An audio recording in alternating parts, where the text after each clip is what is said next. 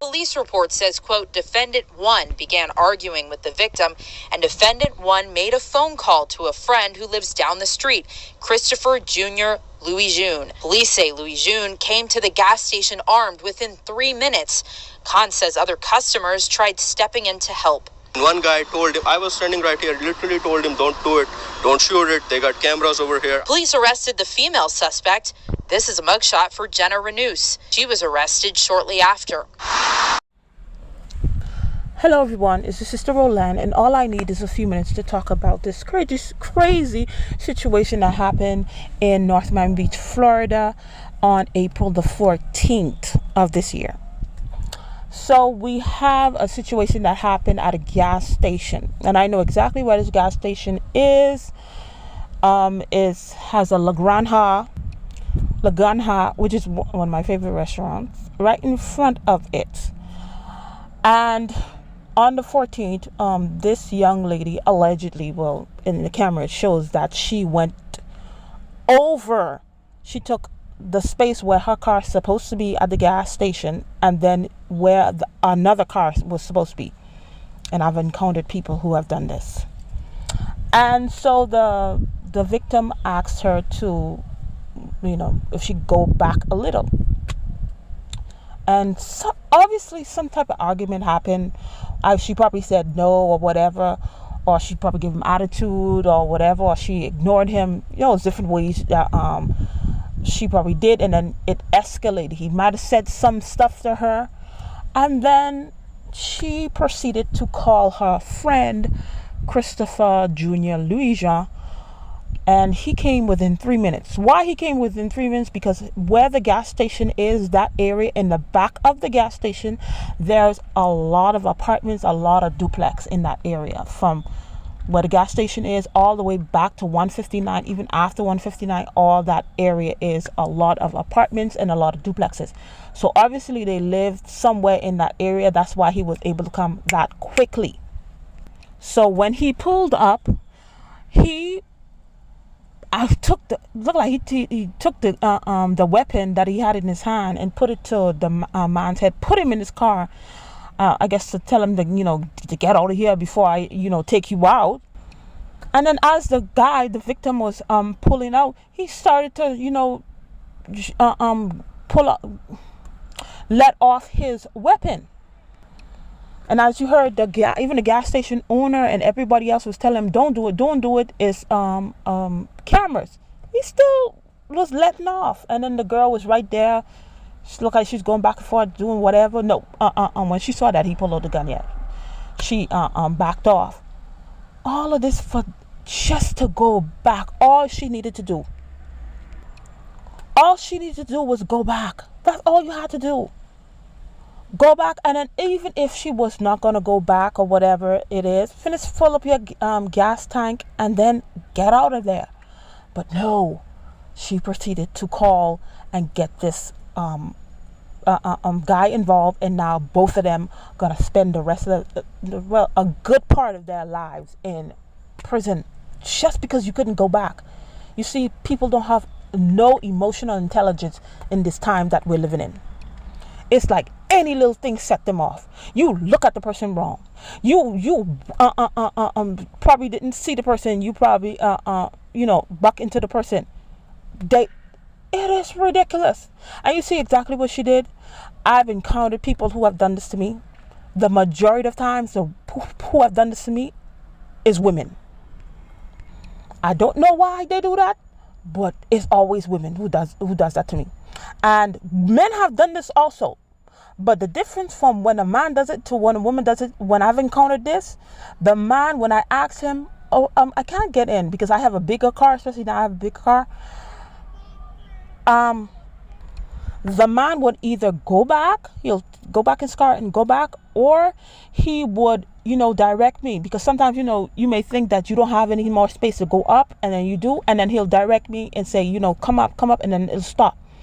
But when I ask the women, oh my God, Miss Ami, they ignore me. They curse me out. They roll their eyes. I'm like, just to go back? And this is what a lot of people don't want to talk about. How women are just nasty to each other. Just not, and sometimes for no reason. And sometimes the person, yeah, people may be going through stuff. You may be on your period coming, whatever it is. But sometimes that's no excuse, because you taking up all that space in the gas station don't make no type of sense. And then when you see the like that, sometimes these women who are privileged, because I think that's a privilege for you to have, whether it's a husband, whether it's your dad, whether it's your brother, your cousin, or your uncle, or whatever male figure, person in your life who you can call, to defend you, or who you can call if you're going to buy a car, to be there with you, to take your car to get service and stuff like that. That is a privilege, because a lot of people don't have that. A lot of people don't have that at all.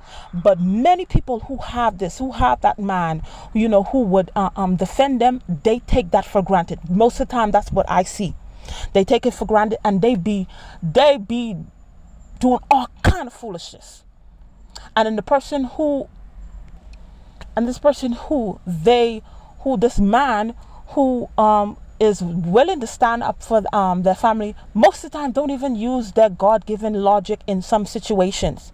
Because if you're gonna be a Captain Save-A-Lot, Captain Save Everyone, you will need to know how to master how to read people, how to read a room, how to read how a situation will end up going.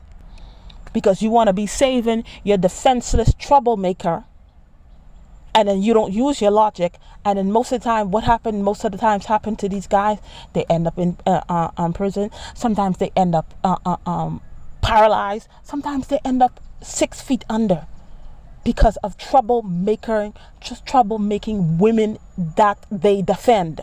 And this happens all the time. Though, yes, there are men out there that do not defend women. They do the bad things to women. But there are men, just like we could talk and mention the men that just stand there and don't do nothing when they're supposed to be doing something. But there are men that go above and beyond. But they go above and beyond for a lot of fools, and a lot of stupid fools who take them for granted.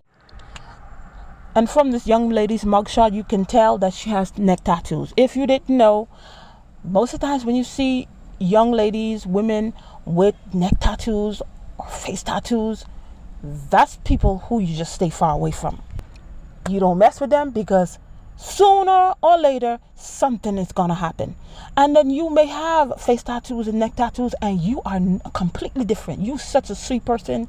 You will never do something on this level. But that's you, sweetie. You're an exception. The majority of women that wear neck tattoos, face tattoos, chest tattoos, they some dangerous women. And if you as a woman, you have a husband, daddy, brother, uncle, cousin, male friend that will defend you, that if you call, he will be right there. They'll be right there for you. No matter what, you're supposed to be thankful for that person, be grateful, be praying for that person's protection each and every day. And know that you are blessed, because there are some people, they have brothers, they have male family members that don't care about them, that won't even, like people say, piss on them if they're on fire. But if you have that, you are blessed, and you are privileged, because not many people have that. Because I remember when I was going to buy my car, the people that I asked advice from, they told me, do your research and don't go alone. Go with a man. Go with your brother, or go with my brother-in-law. Because they like many people saying they'll try you because you're a woman. And really, when I was doing my research, the car was like $27,000. And then when we went into the dealership, the guy was like, "Oh no, it's not 27,000. It's I think he said 30,000. It was 30,000." And then he going back and forth with me, saying, "Oh no, he can't give it 27,000. It's 30,000. That's how it is." Then my brother, thank God, my brother was like, "Look here, sir. She said 27,000. If it's not that, we leaving." And you better believe he listened to my brother. And then we got the car. But sometimes if you stay on these internets, you'll think that all men are useless. They all wicked and out to get us. And you'll think that all women are your sisters and your best friends, and they all love you if you stay on these internet streets. Because the real world is a total different picture, total different scenario. There are men, yes, they are wicked and out there to get you and stuff like that. But there are men that are good men. They will stand by your side. Yes, there are women out there that, child, they're just something else. They're just a different breed. But then there are some women, oh my goodness, they the best sister, friend. They your friend and they your sister. And then you have some women, they are the best thing that have ever happened to your life. Hands down, up and all around. That's how good of a person that they are. Some of these women, some of them. And many men will see this and say, you see, that's why I don't defend them women. That's why I don't do nothing. Because you don't want to do nothing, okay, sir? But let that be a lesson to you. Because that's some people, that's their nature. You know, they want to defend their wives and their sisters and their girl cousins and women that are in their lives. But this should be a lesson to you to don't go by only go by what the person is telling you, but you need to assess the situation, because sometimes these situations can turn 180 and then you can end up losing your life. So you have to think logically before you do anything, because I know many young men that have lost their lives because of defending a woman in their life, and most of the time those women are troublemakers. But anyway, that's all I had to say on this situation. Thank you for watching, and I'll see you in another video. Bye.